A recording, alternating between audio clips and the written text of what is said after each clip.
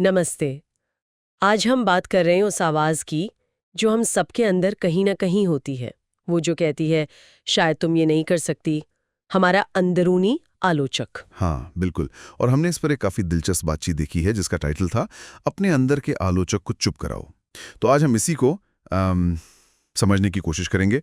यह आवाज़ है क्या, असर कैसे करती है और क्या हम इसे बदल सकते हैं। हाँ, तो ये शुरू कहाँ से होती है?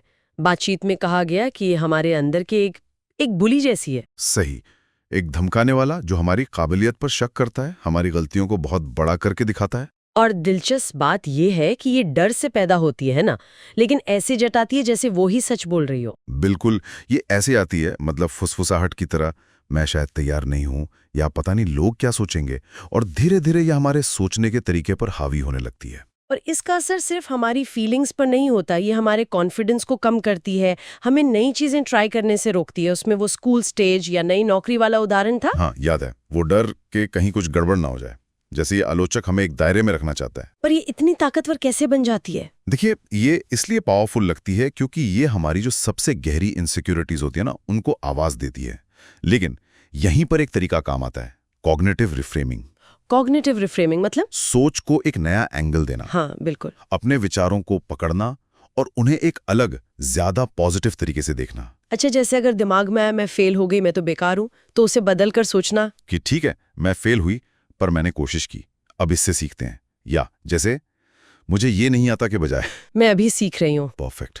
और उसमें एक सवाल बड़ा अच्छा सुझाया गया था, क्या हम इतनी कठोर बात अपने किसी दोस्त से कहेंगे? शायद नहीं। है ना? ये सोचने पे मजबूर करता है कि हम खुद के लिए कितने अनफेयर हो जाते हैं। कई बार हम ही अपने सबसे बड़े क्रिटिक होते हैं। ये तो हुआ उसी वक्त सोच बदलने की बात। पर क्या कोई लॉन्ग टर्म तरीका है इसे कमजोर करने का? हाँ, पॉजिटिव एफर्मेशंस की बात भी थी शायद। हाँ, पॉजिटिव एफर्मेशंस यानी सकारात्मक वाक्य, छोटे पॉजिटिव सेंटेंस जो हम खुद को बार बार याद दिलाते हैं। जैसे नेगेटिव बातें दिमाग में घूमती रहती हैं, बिल्कुल वैसे ही हम जानबूझकर पॉजिटिव बातें दोहरा सकते हैं। जैसे मैं काबिल हूं, या हर मुश्किल मुझे मजबूत बनाती है, मुझे खुद पर भरोसा है। पर क्या ये सिर्फ रटने जैसा नहीं है? मतलब अगर शुरू में यकीन ना हो तो? नहीं, ये रटना नहीं है। देखिए, ये कोई जादू नहीं है, ये दिमाग की कसरत है। जैसे एक्सरसाइज से मसल्स बनती हैं, वैसे ही इन विचारों को दोहराने और महसूस करने से सोचने का पैटर्न बदलता है। धीरे धीरे। हाँ, धीरे धीरे। यकीन प्रैक्टिस से आता है। और मोटिवेशन के लिए दुनिया में कामयाब लोगों के उदाहरण भी हैं जिन्होंने इसका सामना किया। जेके राउलिंग, हैरी पॉटर से पहले 12 बार रिजेक्शन। सोचिए, हर रिजेक्शन के बाद वो अंदर की आवाज क्या कहती होगी। या माइकल जॉर्डन, जिन्हें स्कूल टीम से निकाल दिया गया था। बिल्कुल। और ब्रेने ब्राउन, जो अपनी रिसर्च शेयर करने से डरती थीं। ये सब दिखाता है कि अंदर का आलोचक सबके पास होता है। फर्क इससे पड़ता है कि हम उसे सुनकर रुक जाते हैं या उसके बावजूद आगे बढ़ते हैं। सही बात। और आगे बढ़ने में मदद के लिए 3 खास वाक्य भी बताए गए थे। हाँ, वो 3 वाक्य काफी अच्छे थे। पहला, मैं अपने नेगेटिव विचारों से अलग हूं, मैं वो हूं जो सोचने का चुनाव करता है। ये याद दिलाता है कि कंट्रोल हमारे हाथ में है। बिल्कुल। दूसरा, हर चुनौती मुझे सीखने और मजबूत बनने का मौका देती है।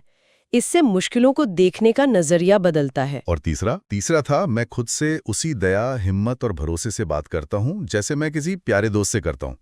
ये सेल्फ कंपैशन, मतलब खुद पर रहम करने की बात है। और सिर्फ कहना नहीं, महसूस करना जरूरी है। बिल्कुल, यकीन करने की कोशिश करना। तो निचोड़ यही है कि दिमाग में आने वाली हर बात, हर आवाज सच नहीं होती।